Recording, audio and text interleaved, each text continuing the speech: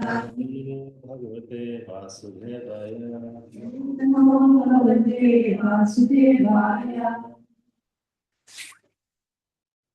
Jaya Radha Madhava Kunja Bihari.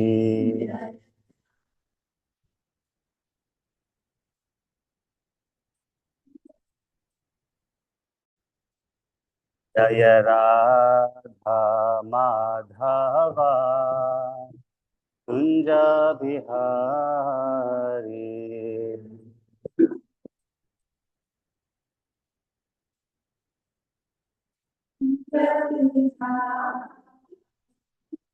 Jaya Gopi Janavalabha Girivaradhari.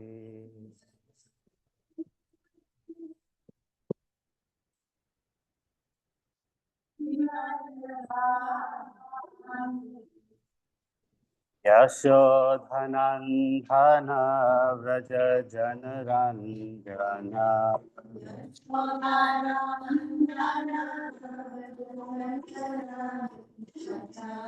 Yamuna Tira Vanachari.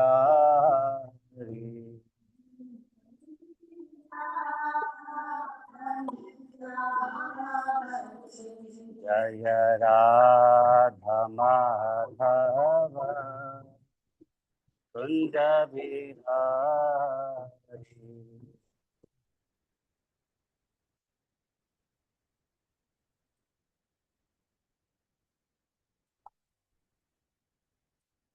Gopi Janavalabha Girivaradhari.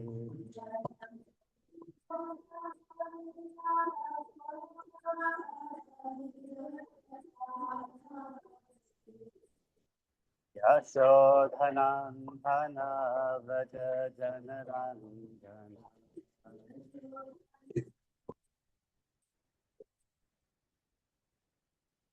Yamuna Tira Vanachari.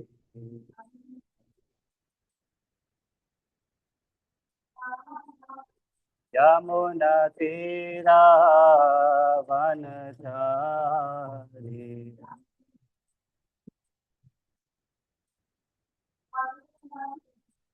Jaya Radha Madhava Kunja Bihari.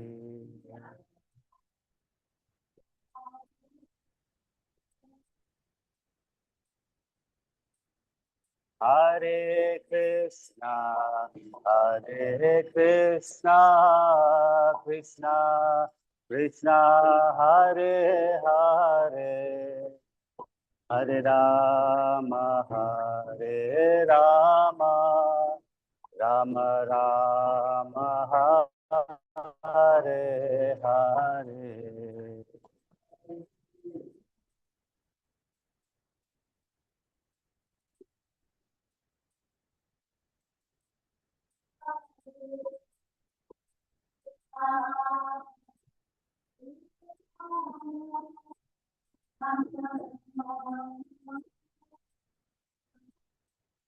Hare Krishna, Hare Krishna, Krishna Krishna, Hare Hare, Hare Rama, Hare Rama, Rama Rama, Hare Hare.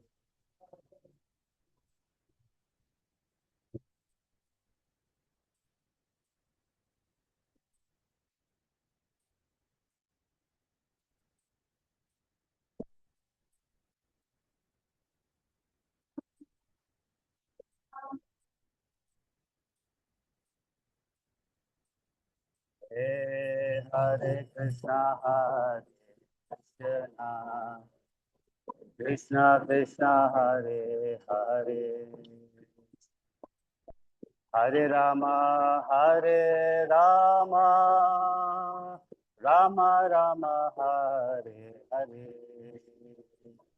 Hare Krishna, Hare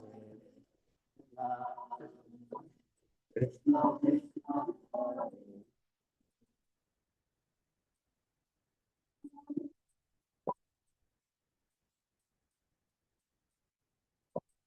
Rama Rama Hare Hare Hare Krishna Krishna Krishna Hare Hare Hare Rama Rama Rama Hare Hare Hare Krishna Krishna Krishna Hare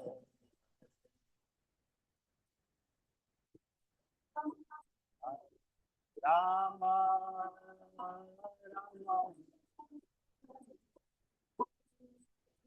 Jaya Radha Madhava Radha Madhava Radhe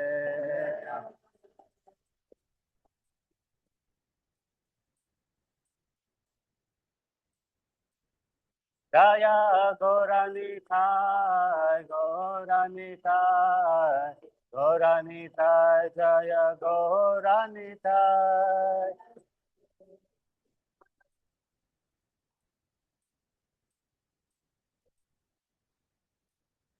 Jaya Jaya Prabhupada Prabhupada Prabhupada Jaya Jaya Prabhupada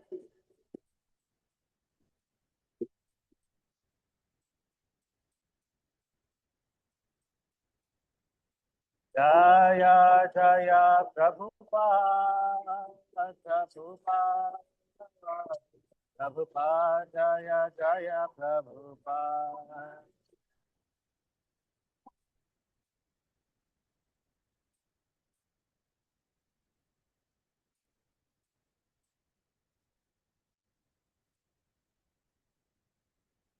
Shri Radha Madhava ki jai, Shri Shri Gaur Nitai ki jai, Shri Guru Shri Prabhupada ki jai.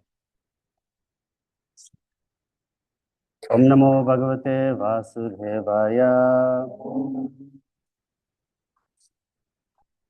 Om Namo Bhagavate Vasudevaya. Om Namo Bhagavate Vasudevaya.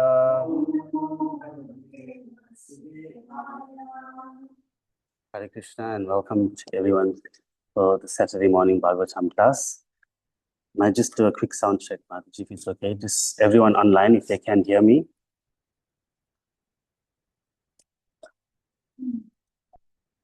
We can hear you, Prabhu. It's clear.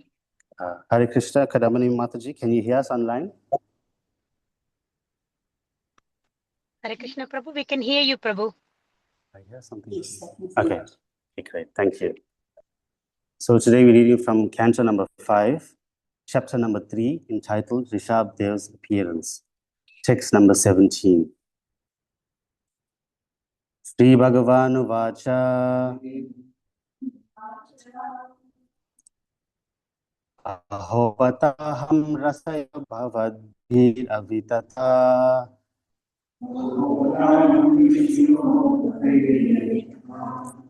Bir Varam Asulabham Abhyachito Yad Amusya Jatmato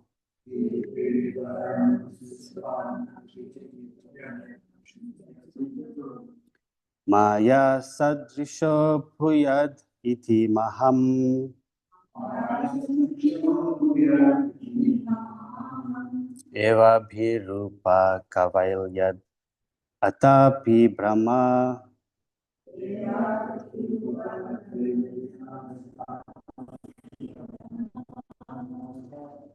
Vadho Namrisha Bhavitum Arhati Mamaeva hi mukham yad vijadeva kulam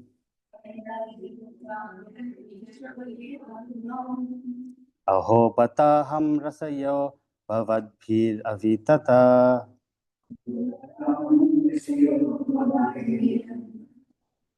Girbir varam asulabham abhiyachitto yad amusyat majo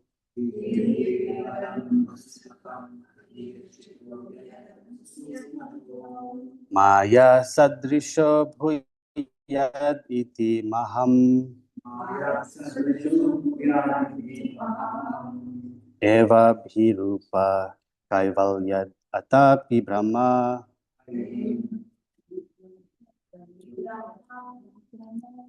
vadho namrisha bhavitum arhati Amaiva hi mukam yadvija devakulam.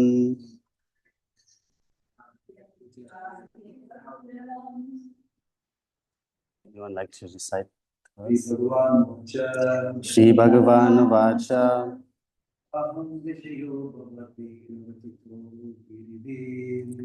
Ahopat.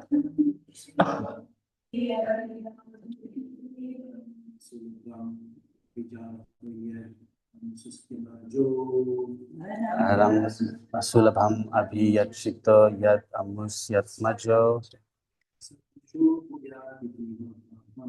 maya sadrisho bhuyat iti mamaham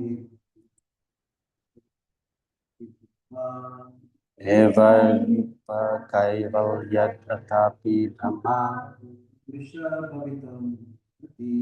vado namrisha bhavitum arhati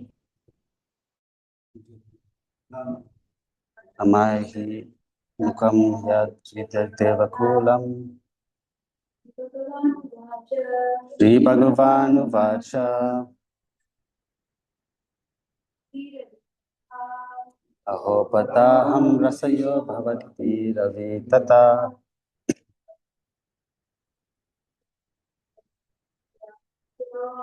Irbirvaram astulabham abhiyat chitto yat asmulam yat majo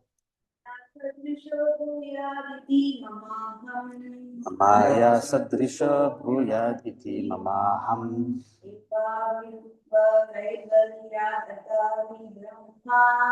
Eva birupa kaivalyat atapi brahma Brahma bhavitum arhati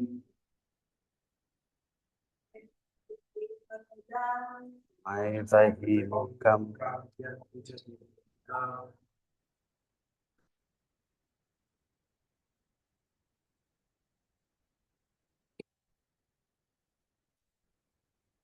Shri Bhagavan Vacha. The Supreme Personality of Godhead said, Aho, alas, Pata, certainly I am pleased. Aham, I. Rasayaha, O great sages. Bhavad bihi, by you. Avitata kirbihi, whose words are all true. Varam, for a benediction. Asulabham, very difficult to achieve. Abhiyachitaha, have been requested. Yat, that. Amusya, of King Nabi. Atma cha, a son. Maya sadrishaha, like me. Bhuyat, there may be. Iti, thus. Mama, my. Aham, I. Eva, certainly. Only. Abhirupaha, equal. Kaivalyat, because of being without a second. Atapi, nevertheless. Brahmavada, the word spoken by exalted brahmanas. Na, not. Nishaha, false. Bhavitum, to become. Arhati, ought.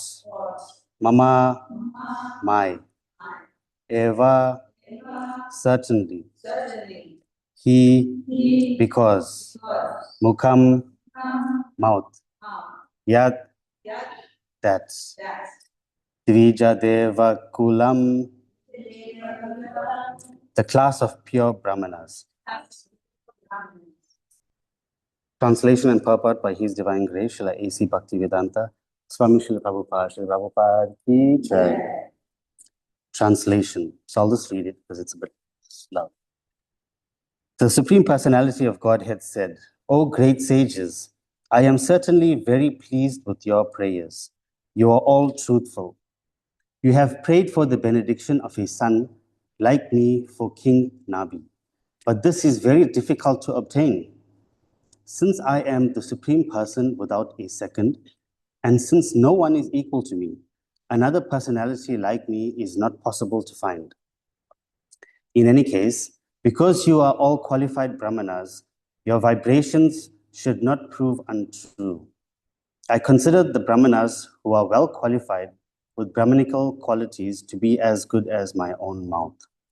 Purport.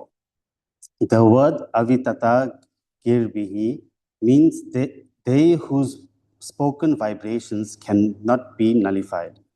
The Brahmanas, Dvija, the twice-born, are given a chance by the Shastric regulations to become almost as powerful as the Supreme Lord. Whatever a Brahmana speaks cannot be nullified or changed in any circumstance. According to the Vedic injunctions, a Brahmana is the mouth of the Supreme Personality of Godhead. Therefore, in all rituals, a Brahmana is offered food, Brahmana Bhojana, because when a Brahmana eats, it is considered that the Supreme Lord himself eats. Similarly, whatever a Brahmana speaks cannot be changed. It must act. The learned sages who were priests at Maharaj Nabi's sacrifice were not only Brahmanas, but were so qualified that they were like devas, demigods or God himself. If this were not the case, how could they invite Lord Vishnu to come to the sacrificial arena? God is one, and God does not belong to this or that religion. In Kali,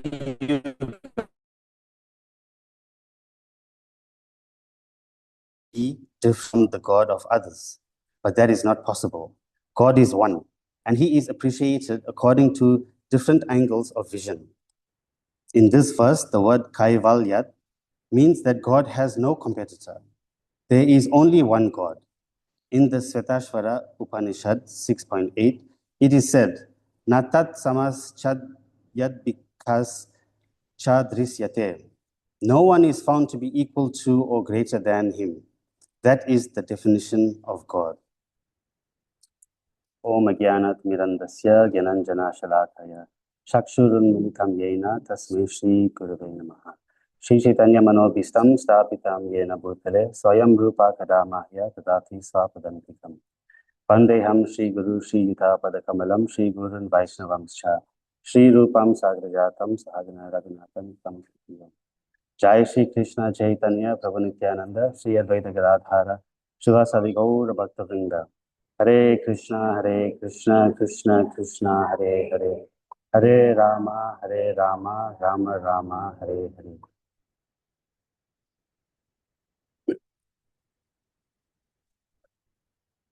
So Hare Krishna to everyone again. Thanks for being here on this Saturday morning, although it's so cold and chilly. So here we have, I guess, to place this text into context, we're coming towards the end of chapter 3 of the fifth canto of the Bhagavatam.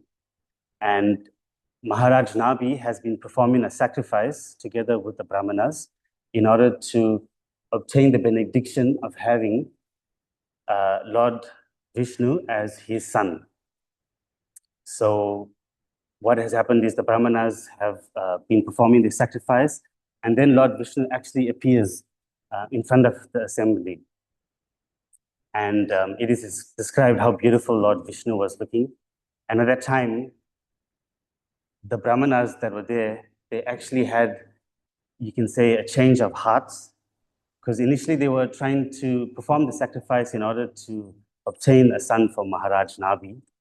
But when they saw Lord Vishnu, they began offering wonderful prayers that glorified Lord Vishnu in so many different ways. And within that prayers, they also stated how they basically were kind of begging to, like a billionaire asking just for a few dollars, because they equated to asking a benediction in that case, which can be considered material to have, the Lord as a son for their kind of sense gratification. But when they realized this, they realized their mistake in asking for this kind of a benediction. So they began offering wonderful prayers, and some of their prayers were glorifying the Lord's beautiful form and how great the Lord is. And coming to the culmination at this point where Lord Vishnu himself is about to speak. And just before that, they also glorified the Lord's devotees. So not only did they glorify the Lord, they also glorified his devotees. And they said, to get out of this material world, one has to attach themselves to the lotus feet of the Lord. So now in this verse, Lord Vishnu is going to speak for the first time. And it's very, very interesting what he actually says and sequence in what he's saying. So I'll try to touch on that in today's class. So firstly, here the Supreme Personality of Godhead replied, and he said, "O great sages, I am certainly very pleased with your prayers." So Lord Vishnu has heard all of the glorification and the prayers from the sages, and he is pleased. So I had a bit of a read through those previous verses just to see the content of those prayers and what actually pleased Lord Vishnu. So a few of the things that I picked up was that essentially these brahmanas, they were actually more than brahmanas. Brahmanas normally, like according to the Varna ashrama system, brahmanas are people who are knowledgeable about spiritual topics. They are peaceful, they are tolerant, they are well-versed in that way and are qualified to perform many ritualistic sacrifices. But beyond that, Srila Prabhupada mentions that devotees are actually higher than brahmanas, because all of that knowledge that the brahmanas have, the devotee has, but then he actually puts that knowledge into practice by understanding their position as a servant of the Lord. And in that way, they perform many activities just to please the Lord. So that's the reason why Prabhupada, time and again, he mentions that devotees are actually higher than brahmanas. And a pure devotee actually contains all of the brahmanical qualities, like austerity, cleanliness, and these qualities. So that's the first thing, is that these brahmanas were actually not ordinary people or brahmanas in that sense. They were actually very, very elevated devotees of the Lord. And that's another reason why they were able to, offer very nice prayers to Lord Vishnu, suitable prayers. So essentially, they understand that their position is a servant of the Lord, and the Lord was happy to hear that, because, of course, in the material world, nobody thinks that they are servants of God. They just think they are actually, the supreme enjoyer of everything. But here we see that the brahmanas are actually, understanding their position and their relationship with God. The other thing is that they also glorify the Lord to say that we understand that even though we've performed the sacrifice, you haven't come just because we performed the sacrifice, but you are coming out of your own sweet will, because, people cannot just control the Lord so easily. Of course, the gopis are very different, but then again, they're not ordinary, living entities. But in that sense, Krishna will descend where and when he wants to descend, and not at the behest of any ordinary personality. So by saying these things, Lord Vishnu is very pleased. They also glorify the Lord in many other ways. And as I mentioned, they also praise the Lord's devotees. And of course, the devotees of the Lord are very, very dear to the Lord. So when we praise and we serve the devotees that surround us, the Lord is naturally very pleased. And then the other thing that I was thinking of why these brahmanas have pleased the Lord with their prayers is that, as I mentioned, they kind of showed their humility in that they made a mistake initially in the way they were trying to get something from the Lord. But when the Lord actually appeared before them, they realized like their position and they became humbled in that way. And this very much pleases the Lord. When we take the position of humility, it pleases the Lord greatly. Because just by doing that, by being humble and being tolerant in, of situations, we are showing that we don't think so much of ourselves. And rather we try to, think about how much the Lord is, how great the Lord is in that way. So on that point, on the point of humility, I was thinking His Holiness Radhanath Swami Maharaj, he said once in a lecture that humility means to have enough integrity to be honest with the reality of your position in relationship to the Lord. So we have to always understand that all of our opulence that we have in our life, whether it's wealth, health, fame, beauty, prosperity, etc., all of these things are coming directly from the Lord. They are gifts directly coming to us from the Lord. Without these things, we are actually nothing. And when we leave this material world, we take nothing with us. So in that way, nothing belongs to us. And so we have to be grateful and humble that we have been given so many things, but yet we actually, don't have that much significance in comparison to the Lord. So Radhanath Swami Maharaj in that lecture, he also mentions history talks about Alexander the Great. So you might have heard this person who about 300 years BC, so this is like 2,600 years ago, he was like a king within Greece, and he conquered many, many kingdoms. It's explained in history that he conquered from Greece all the way to northwest of India. So that spanned over 3 continents. And that was just in a period of 13 years. Now, you can imagine 2,600 years ago, there were no airplanes, travel was very, very difficult. There was no cars or automobiles. So this person, together with his army, conquered such a vast, span of land just by very, very simple means of travel and things like that. So that's why history considers him a very, very great person. But we also see that in history, nothing stands the test of time, even Alexandra the Great. So Krishna says in the 17th chapter of the Bhagavad Gita, Kalosmi, time I am, the destroyer and destroyer of all worlds. So we can see that no matter how great one thinks they may be, they cannot stand the test of time. Nothing and no one has lasted since time immemorial. Everything is temporary within this world. So in that way, it's an indication of our, subservience or inferiority compared to the Lord. So yes, that's some of the points, I guess, that please the Lord in terms of the prayers that were offered by the Brahmanas. So the next point here that Lord Vishnu mentions is, you are all truthful. So again, in the 17th chapter of the Bhagavad Gita, verse number 15, Krishna says, Anudvega karam vakyam satyam priya hitam chayat. So in this verse, Krishna is talking about the austerity of speech. And he's given us 4 points, 4 kind of points of checklist that before we speak something, we should, look at these 4 filters. The first one is satyam.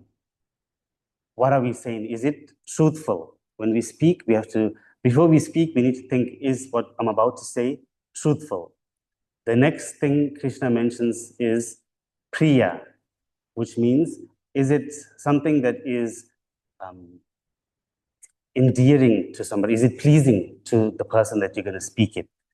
Because oftentimes what we say to someone might actually be truthful, but maybe the manner in which we say it or the way we say it comes across very hurtful, right? So that's the next thing. It doesn't mean that if it's true, we just say it. You have to just also check, is it pleasing to the ears of the person? And the next point Krishna mentions is hitam. Is it beneficial, what you're going to say? Is it beneficial, or you're just saying something for the sake of it? In other words, your words should add value when you speak. And then the last point is anadvega karam, which means your word should not offend the other party. So if we reflect on these 4 points and we try to implement it, is it true? Is it pleasing? Is it beneficial? And is it not agitating the mind of the person you're speaking it to? Often what happens is you might find that a lot of what you would want to say, you can't say it if you had to actually use this test. That's what I was thinking about. So yes, Krishna says these 4 different things, and that's another reason why the Lord is so pleased, because he's saying here that the Brahmanas are truthful. Obviously, Brahmanas by nature, as we mentioned, they are very advanced people in terms of spiritual life, and a quality of that will be truthfulness. And so here, Krishna is very pleased, or Lord Vishnu is very pleased with that point. So we have to test, especially in this day and age. We have social media where, there's so much things being said and so many things we can read and listen to. But if you think about it again, if social media had to abide by these 4 principles, probably, Facebook and Twitter and all of these social media companies would have to close down because there wouldn't be too many customers, So, yeah, especially since we have so much of access to these kinds of things, as devotees and as, a practical step, we need to always filter what we're seeing, what we're hearing, and what we're speaking by using these 4 things that Krishna mentions. I think to summarize this point, His Holiness Keshava Swami Maharaj says something very profound, simple and profound. So he says, our words or our mouth should actually be like a sweet factory, and our head should be like an ice factory. So what does that mean? So a sweet factory, what comes out of a sweet factory is only sweets. So in other words, whatever we say, it should just be sweet, it should be pleasing, it should be nice, kind.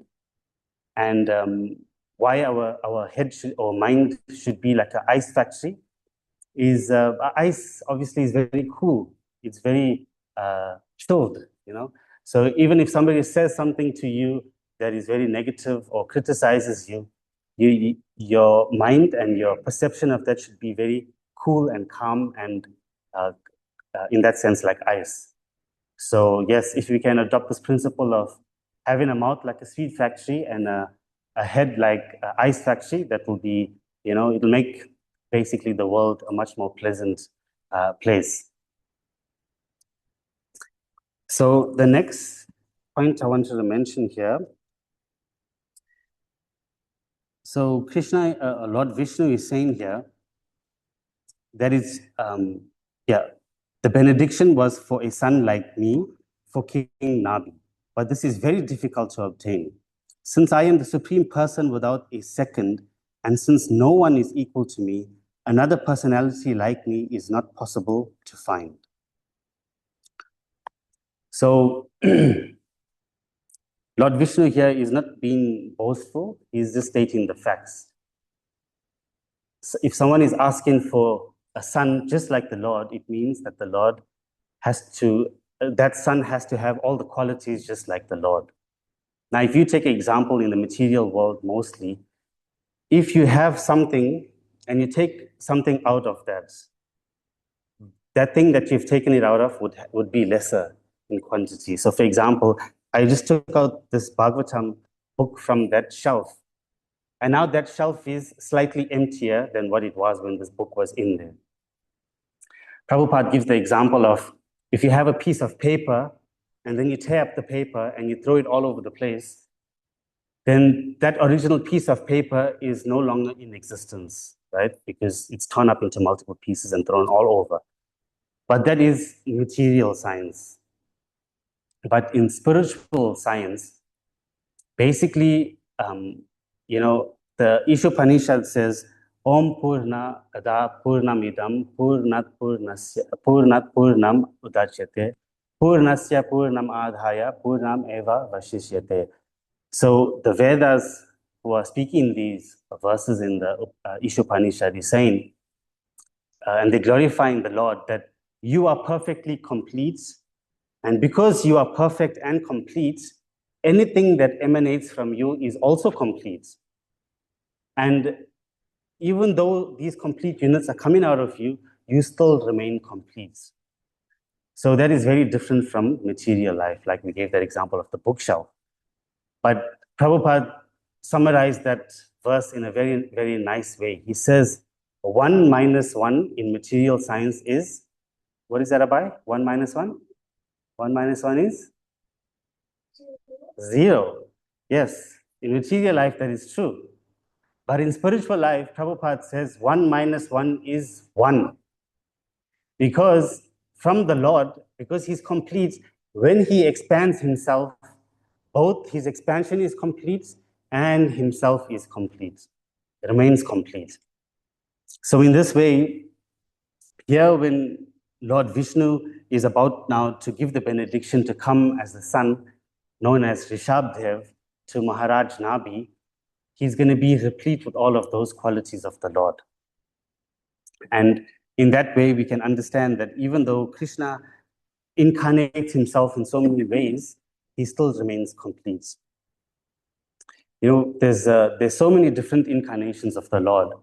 But as we know, the Bhagavatam also says, in the first canto of the Bhagavatam, it said, Ete chamsa kala pumsa Krishnastu Bhagavan Swayam Indrari Yakulam Indrari Vridayanti Yuge Yuge. So Krishna is saying, the Sukadev Goswami is saying that he has just explained so many different incarnations of the Lord, like Nisringadev, Vamanadev, Matsya, Avatar. But he says of all of these different incarnations, Krishna is the supreme personality. He is the fountainhead from which all these different expansions are coming. And that's something that's very important to understand, especially, as devotees. There are so many different incarnations of the Lord, but we have to realize that Krishna is the supreme and the original. So Lord Brahma gives the example in the Brahma Samhita, where he says that he gives the analogy of candles. So you have one candle which is lit, and then you have many other candles. So you take the original candle, and to light the other candle, you will touch the flame of the original candle to, 10 other different candles.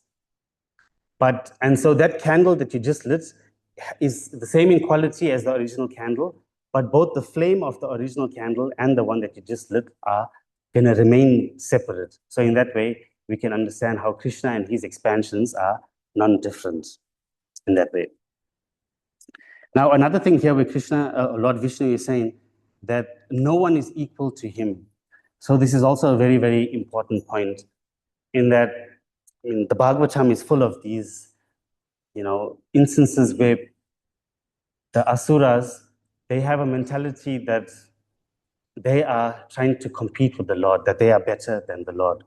We have examples of Hiranyakashipu, of course, comes to mind, where he has attained so many benedictions, so many opulences in that sense, and so many benedictions like, he wouldn't be killed in the daytime or at night. He wouldn't be killed by any weapon or non-weapon. He wouldn't be killed in the air or on the ground. And because of these benedictions, he became so puffed up to think that he's actually now the greatest. And he's conquered so many of the demigods and all of these planets that he cannot think that there's anybody greater than himself.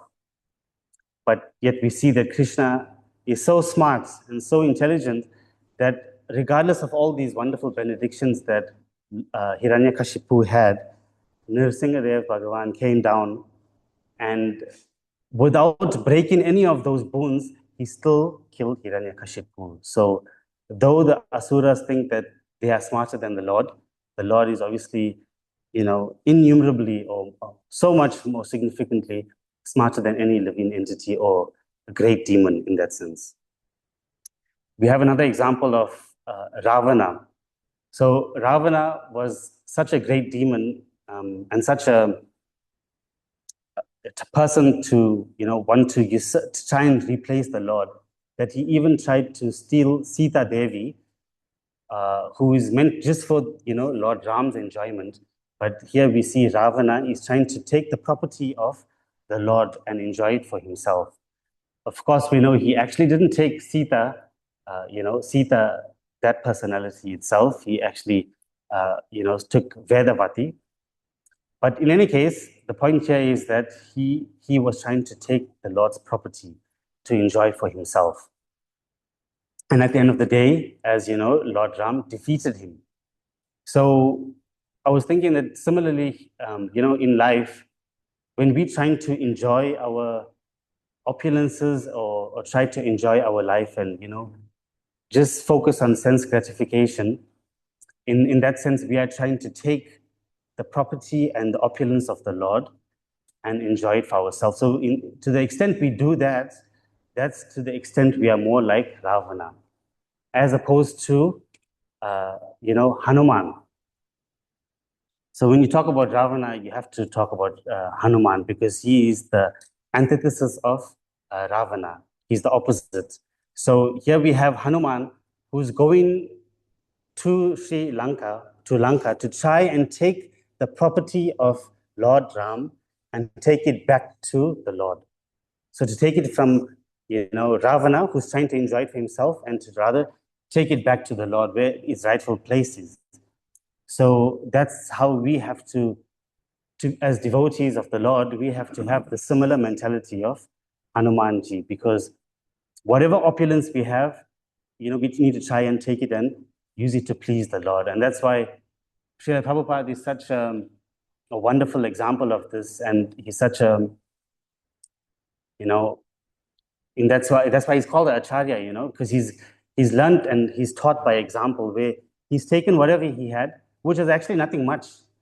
He went to the West, he accumulated so much of, in one sense, wealth, fame, and all of those things, but all of those things were just used back to, to please Krishna. All of his devotees, he always directed them back to Krishna, and not for his own fame or his own sense gratification in that sense. And he's given us such wonderful opportunities by creating temples, by giving us the process of Krishna consciousness. We can use all of our opulences, all of our senses in the service of the Lord. So in that way, by doing that more, we will become more like Hanuman. And yes, this comes back to the point of being humble that we talked about a bit earlier. If we understand if we're true to ourselves about our position in life versus that of God, we will take the humble position all of the time and always try to utilize our life in the service of the Lord. And that is real humility. In the purport, just a couple of points that Srila Prabhupada brings up. He brings up the point that, yes, God is one, and that he's saying that even though different religious sects believe that their God, is, and every religion has a different God, but here Srila Prabhupada is saying God is one. Like we mentioned a bit earlier, Srila Prabhupada said 1 minus 1 is 1. So God is one, and it's mentioned again, Prabhupada says here that just because of God is one, in Kali Yuga, different sects consider the Lord to be different of others. That is not possible. And he said that he is appreciated according to different angles of vision. So here, what Prabhupada is mentioning, there's different religions. And one may ask, why is there so many different religions? Why, if God is one, why can't we all just focus on that one God? Why is there so many different gods? Why is there so many different religions? But of course, as Prabhupada mentioned, and he's alluding to the fact here that God is appreciated in different visions, is that people are all at different levels. They are only able to reciprocate or to understand God or to love God to a certain extent. And everyone is different. And to that extent, God has so kindly come down and provided these different religions so that at least there's some entry point to each and every individual. Because if God just said, this is the one true process, and if you don't follow this process, then you are, forever doomed, kind of a thing. If God was so unkind or so mean in that sense, then, all the people who are not currently trying to be religious at the moment, they will never become religious because they will say that the standard of religion is too high. So God has been so kind to come and give us these different religions so that people at any entry point can take to the process of trying to know God and to understand God. And again, in the Bhagavatam, in the first canto, it is mentioned what is the real religion. Savai pumsa paro dharma yato bhaktir adhokshaje. So Krishna is ahaitiki apriti hata yayatmasu prasidyati. So in this verse, it is explained what is real religion. So real religion is that it is unmotivated and is uninterrupted and is specifically meant to please the Lord. So Prabhupada mentions now, again, in terms of the different religions, that to test the religion, one can look at the adherence of that religion and how much they are attached to material life versus how much they attach to spiritual life. That will determine how real or to what extent that religion is given the total essence of what religion needs to give. So in that way, we can understand why there's so many different religions in the world.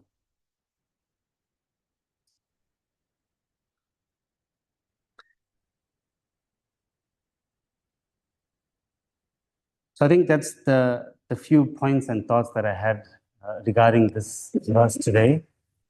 Again, there's so many principles that we talked about, so I'll summarize it in shortly. So the first thing we talked about, what pleases the Lord in terms of the prayers. And one of the bigger parts was talking about humility and how the Lord is very pleased when someone takes the humble position and realizes their position as a servant in relation to the Lord. The next thing we spoke about is the fact that Lord Vishnu says the Brahmanas are truthful, and we spoke about how Krishna mentions that there's 4 things that we need to consider before we speak. And the things were, is what we're going to say truthful? Is it pleasing? And is it beneficial to the other party?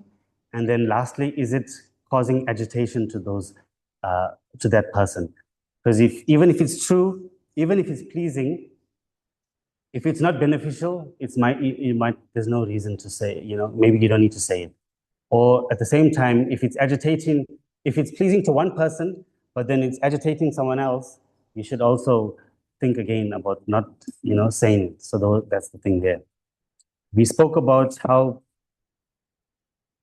the Lord talks about truthfulness, and then how he says that he has no competitor. And we gave examples of Hiranyakashipu and Ravana, and how we need to become more like Hanuman as devotees and take what we have and rather serve it to the Lord.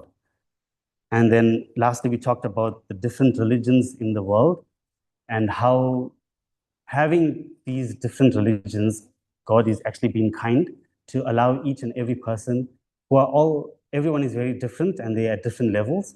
And so different religions gives each and every one an opportunity to get somewhat closer to the Lord, and in that way progress back home, back to God. So I'll stop there. And if there's any questions, comments, or anything you'd like to add or corrections, please feel free to do so. Hare Krishna Mataji, yes. my question is like, they have to understand, because from all these relevant stories that we hear in Bhagavatam, the Brahmanas who have these Brahmanas are very highly educated and knowledgeable and austere and everything. At the same time, we see that they're very quick at giving curses. So that's like a flaw in us humans in this Kali Yuga. We can see the flaw in us, but how do we understand these flaws in the Brahmanas at that time? Okay. So just to repeat the question for everyone online, the question is that the Brahmanas are considered to be very elevated personalities and advanced spiritually. And yet, at the same time, we know that Brahmanas also, in the Bhagavatam, it's also mentioned many a time where there's curses that the Brahmana gives. And similarly, we might also curse someone or say, criticize someone, etc. And that's viewed as a flaw. So how do we see the fact that Brahmanas curse? Is it a flaw in the Brahmanas themselves? So that's a good question, Mataji. Thanks for that. What I can say there is that when Brahmanas curse, now when we talk about Brahmanas, we're talking about, the real elevated people, not just someone who says they are Brahmana just because they come in from a Brahmana family in that sense. But real elevated Brahmanas, when they make a curse, externally it appears that it is a curse and it's something that is very detrimental or bad to the person that they're cursing. But actually, it's actually a benediction in disguise. So if you take the example of, Shringi, who cursed Maharaj Parikshit. So he cursed, Maharaj Parikshit was not an ordinary personality, right? He was the emperor of the entire world, the grandson of Arjun, who was the dearmost friend of Krishna. So Maharaj Parikshit was so close and so, everyone liked Maharaj Parikshit. The whole world was running so smoothly. You can imagine if there was one person ruling the whole world and they did such a good job that everybody liked them, you can imagine that personality, what a great person he is. So when we see that and how he was cursed, the first thing we would consider, yes, is that how can someone curse such an elevated person, such a wonderful person? He just made a small mistake to ask, to trouble, the sage for some water. Why would he get such a curse? That curse is not proportionate to the fault or the mistake that he made. But just from that curse, what had happened is the Bhagavatam was literally spoken to him. Just from that apparent, mistake or the apparent bad thing that happened, such a wonderful thing has occurred. And it's so wonderful that 5,000 years later, we still discussing it daily here on a daily basis. So yes, in that sense, externally, the curses of the Brahmanas appears very, very bad. But if they're actually a qualified Brahmana, then what will come out of that curse is something very, very good. So in the same way, Narada Muni, when he was walking through the forest and he saw the two personalities, exactly, not giving him the due respect. They were just, no clothes, enjoying themselves in the water, etc. They were cursed to become trees, the Yamala Arjuna trees. And that curse, again, now to be a tree standing still, for hundreds of years at, some trees. And we speak many times, I was speaking to the kids in the weekend about how trees are so kind. They provide so much of, necessities, wood, fire, you can get from the wood, you can have shade, you can have, there's so many entities that are living in the one tree, birds, ants, spiders, all of these things. But these personalities took, the trees as a birth in their next life. And what happened? Krishna came with the mortar, grinding mortar, and he broke down those trees. And in that way, those personalities got the personal darshan of the Lord. So yes, we just have to understand that it is a good, is a bad thing, potentially, small bad thing, but there's so much of good that can come from a curse. Not that we should now go and offend the Brahmanas so we get cursed. That's not the point, but yes. Thanks for that question, Abhijit. Thanks. Hare I don't know Krishna, if that Prabhuji. answers. What's the Hi. definition of a curse? Or what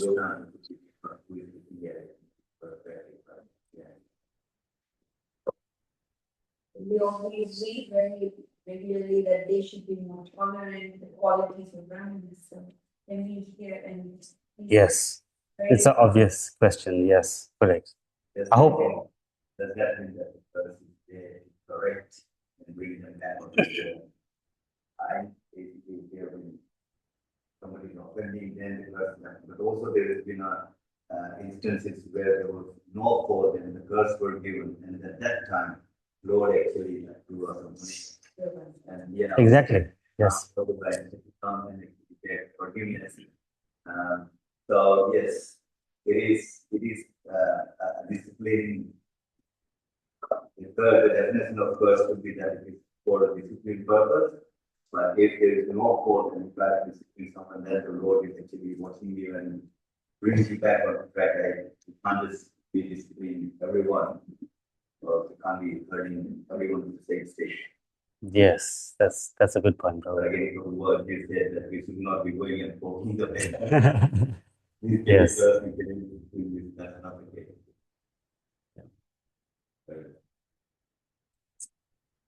Any other questions or comments from the room, and then we can go online. Hare Krishna, Prabhuji. Are there- Hare Yes, Subal? Krishna. Yeah, this is Shalendra online. Hare Krishna, Prabhu. Yes, can hear you. Hare Krishna, Prabhuji. Thank you for the class. However, one thing I noted was I wouldn't call, and I don't think it should be called Sitaji as a property. And that's the all comment I wanted to make. Sitaji was referred to as property. She shouldn't be referred as a property of anybody. Thank you. That's all I wanted to say. Okay, thanks, Prabhu. Anything else online? Hare Krishna, Subal Prabhuji, Ramani Grantaraj. Ramaji. Okay, Thank you very much, Prabhuji, for such a wonderful class. thanks, Thank you. Mataji. Hare Krishna. Yeah, we have to see that, Brahmanas, they don't curse anybody, because it is for actually for the benefit of the general populace. We know in Śrīmad-Bhāgavatam, when King Vena, who was not a pious king, and he was creating so many problems, and then by the mantras, the Brahmana had to actually kill him, and then they turned his thigh, and then Maharaj Prithu was born. So it is for a good cause. Actually, the Brahmana, real Brahmanas, which we are reading about these, who performed all these sacrifices to get the son for King Nabi. So we have to understand that though we don't have these things in this, in this time, we don't have those qualified Brahmanas. So actually for us is to chant the Hare Krishna mantra. That is actually yagya of this age. Thank you very much, Prabhuji. Hare Krishna. Hare Krishna, Mataji. Thanks for that point. Yes, that's a good point. Okay, we'll end there. Grantaraj Śrīmad-Bhāgavatam ki jai. Jagat Guru Srila Prabhupada ki jai. Jai.